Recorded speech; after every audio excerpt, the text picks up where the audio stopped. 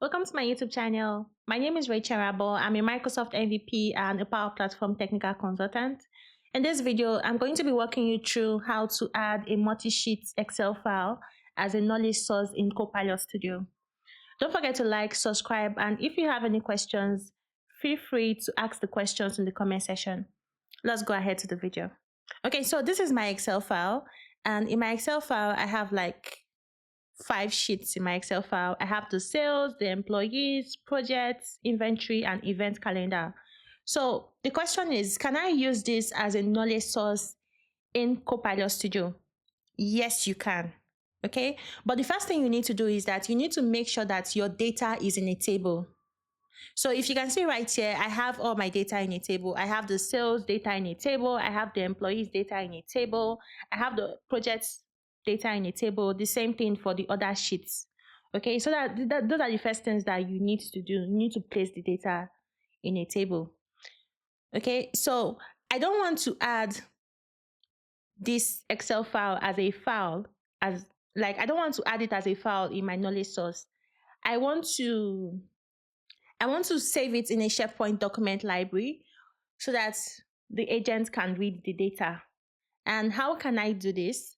I can do this by going to SharePoint and then creating a SharePoint document library. Okay, after I create a SharePoint document library, I just have to click on create or upload and then click on file upload, and I have my file right here.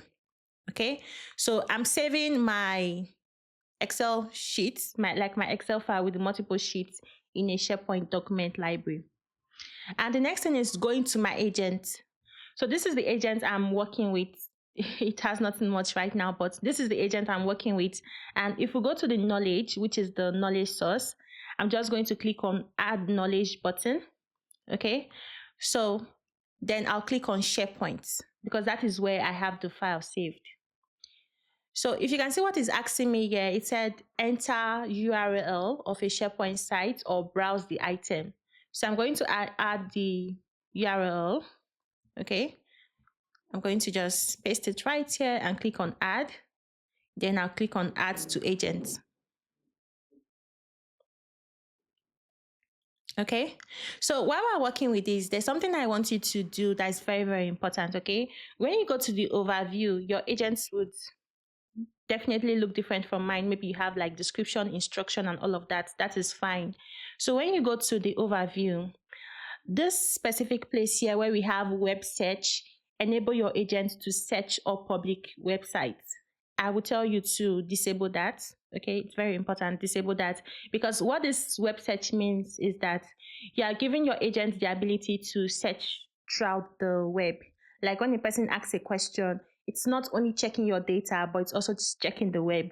Okay, so I'll tell you to disable that. And then when we go back to our knowledge source, so you have the option of making this your official source if you want to. You can click on yes if you want to make it an official source, or you can leave it at no. Okay, so let's test this agent and see how it's working. So if I go to my Excel sheet, if we go to the employees part of it, we have James Collins. So I want to ask that agent, what is the role of James Collins? And if I come back here, I'm just going to ask, what is the role of James Collins? Okay. So you see, the first thing it's going to do is going to go to my SharePoint site and then go to my Excel file.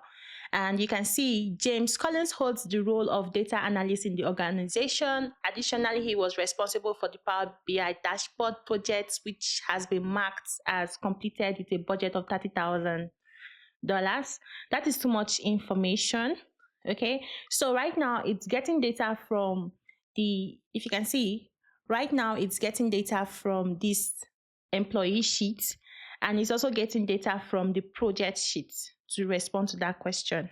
Okay, let us try something else. What is the job title of Chairable?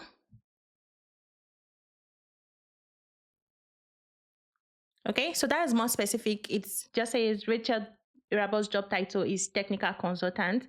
So this has a So you have to be very careful with what you have in the data. As you just noticed right now, you have to be very, very careful what you have in your data.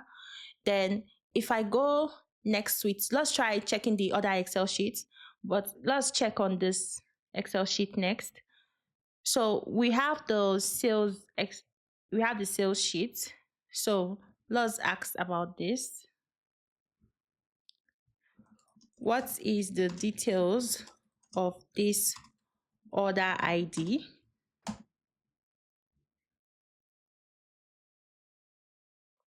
Okay, so you can see it's got me the details of that order ID, which is order date, the region, the sales representative, the product, the quantity, the unit price, and then the total.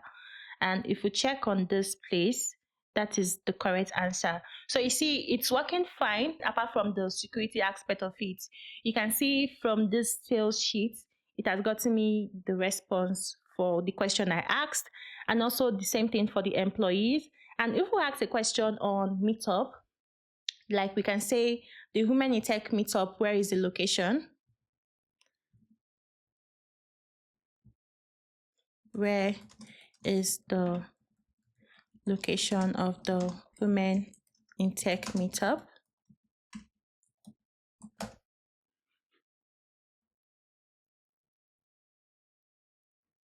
So you see, it got me a response. The Women in Tech Meetup is scheduled to take place in London, which is correct, in London.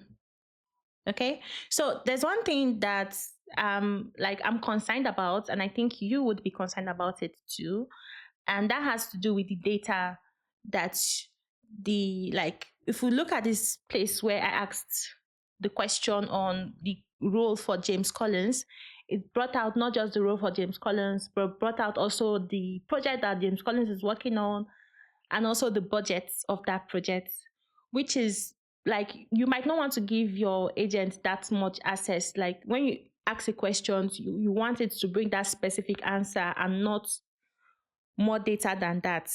Okay, so that's something that you need to be vigilant about. And the second question might just be, okay, right now if you notice on the knowledge source, we gave the agent access to the SharePoint site. So when the data is like, when you ask a question, the response, in order to get a response to that question, the agent has to go directly to your SharePoint site and then look for that data.